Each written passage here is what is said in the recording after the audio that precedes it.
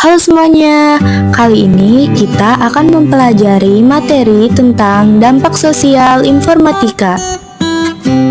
Tujuan pembelajaran. Dengan mempelajari materi ini, kita dapat memahami tentang menjaga keamanan data diri dan untuk selalu waspada pada kejahatan yang ada di kehidupan masyarakat. Materi ini disusun oleh Ayu Lestari dan Safa Maulidia Syaputri. A.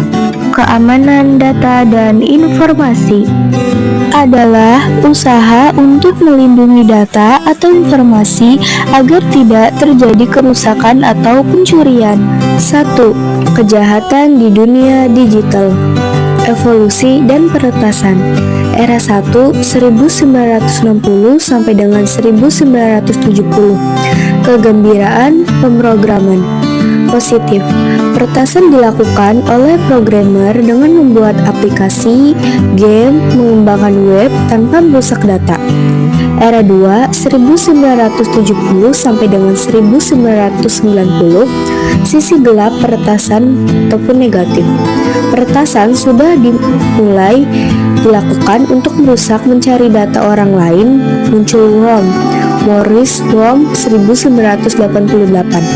Memperlambat kerja komputer dengan cara menggandakan file. Era 3 1990 sampai dengan sekarang, alat untuk kejahatan positif maupun negatif. Black hat hacker masuk ke sistem orang lain tanpa izin dan merusaknya. White hat hacker masuk ke sistem orang lain dengan izin dan tidak merusaknya. Grey hat hacker masuk ke sistem orang lain tanpa izin tapi tidak merusaknya. Perkakas peretasan. Yang pertama ada Trojan Horse, malware yang terlihat lunak dan jinak dan menempel pada software lain. Lalu setelah beberapa saat software tersebut bekerja, barulah malware tersebut aktif dan merusak sistem. Contohnya Zeus dan Emotet. Yang kedua ada rekayasa sosial, teknik atau metode yang digunakan dengan cara mengelabui korbannya dengan cara membuat akun palsu atau menyamar dari instansi resmi. Contohnya menyamar dari perusahaan. Yang ketiga ada pharming, cara atau metode penipuan dengan mencuri IP address korbannya, lalu masuk ke dalam sistem DNS atau domain name system pada browser korbannya dan mengunci atau menyisipkan alamat website palsu yang sudah disiapkan.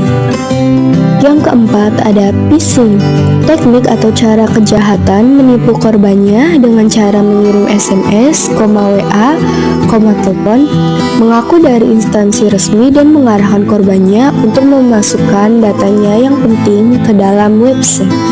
Yang kelima ada virus, malware yang membutuhkan perantara baik software maupun hardware untuk menyebar dan merusak sistem orang lain. Yang keenam ada worm, malware yang penyebarannya tidak membutuhkan media perantara. Worm menyebar dalam sebuah jaringan komputer. 7. Spyware, malware yang memata-matai korbannya. Contoh, hardware mencari histori keylogger. 8. Ransomware, enkripsi data asli yang dirubah menjadi data sandi atau kode. Deskripsi data sandi yang dirubah menjadi data. 2. Kerawanan di dunia digital. Kerawanan di dunia digital adalah kelemahan atau celah keamanan yang ada dalam sistem, aplikasi, atau infrastruktur digital. Kelemahan ini dapat dieksploitasi oleh penyerang untuk melakukan serangan cyber, seperti peretasan, malware, atau pencurian data. Kerawanan sistem operasi. Kerawanan di sistem operasi atau OS merujuk pada kelemahan atau celah keamanan yang ada dalam sistem operasi. Contohnya pada aplikasi Windows, Linux, MacOS. Kerawanan di internet. Kerawanan di internet merujuk pada kelemahan atau celah keamanan yang ada dalam infrastruktur internet, contohnya serangan DDoS, Distributed Denial of Service, serangan malware. Kerawanan pada sifat manusia dan Internet of Things. Kerawanan pada sifat manusia dan Internet of Things (IoT) dapat memungkinkan penyerang untuk melakukan serangan cyber yang efektif, contohnya kerawanan psikologis dan kerawanan jaringan. 4 orang hacker kelas dunia asal Indonesia ini diamankan. Keempatnya ditangkap karena terbukti membobol data pribadi 260 warga di berbagai negara termasuk Indonesia, Amerika, Inggris, Rumania hingga Australia. Modus para pelaku membuat scam page website palsu yang mengatasnamakan perusahaan PayPal dengan tujuan mendapatkan data perbankan. Itulah tadi sebuah berita yang menunjukkan seorang hacker yang tertangkap karena telah merusak dan membobol banyaknya sistem orang lain tanpa izin. B. Perkakas untuk melindungi data dan informasi. 1. Enkripsi dan deskripsi. Metode keamanan data dengan cara merubah data asli ke dalam bentuk data sandi, agar data tidak dapat dicuri dan dibaca oleh orang lain. 2. Antivirus.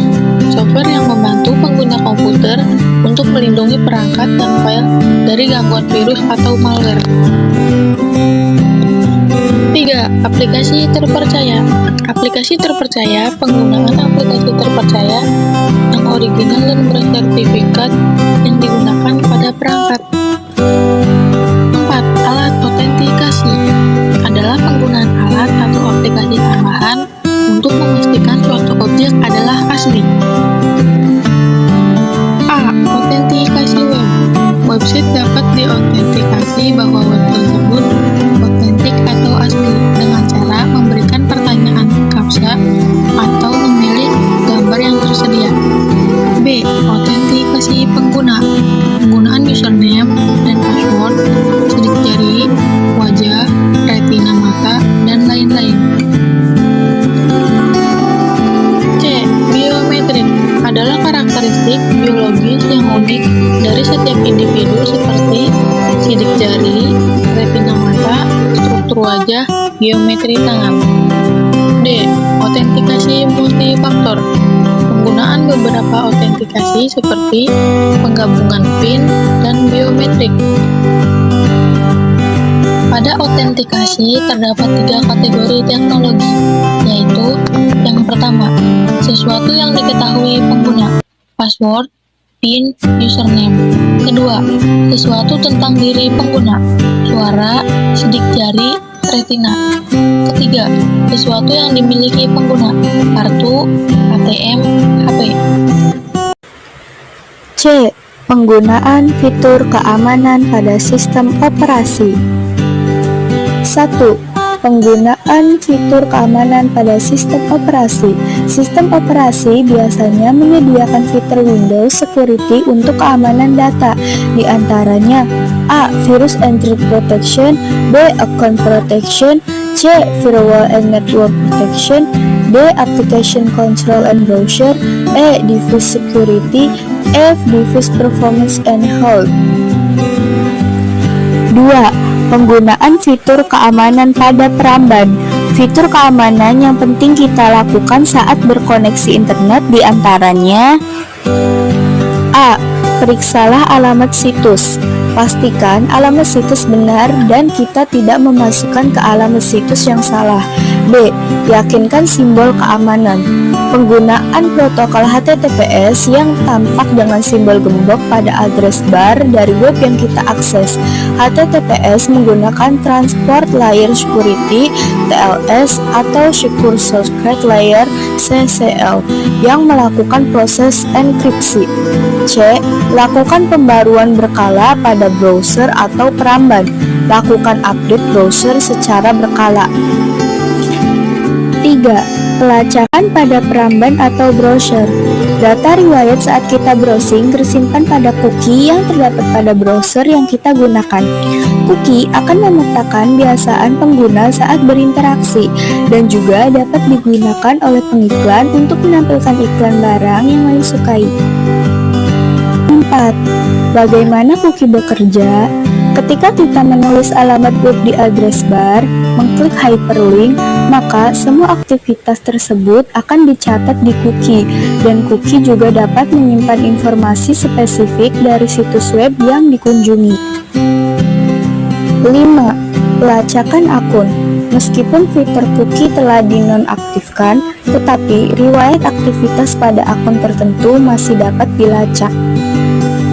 Contoh aplikasi antivirus yaitu Smartap, MCF, Norton, Avast, Kaspersky, AVG.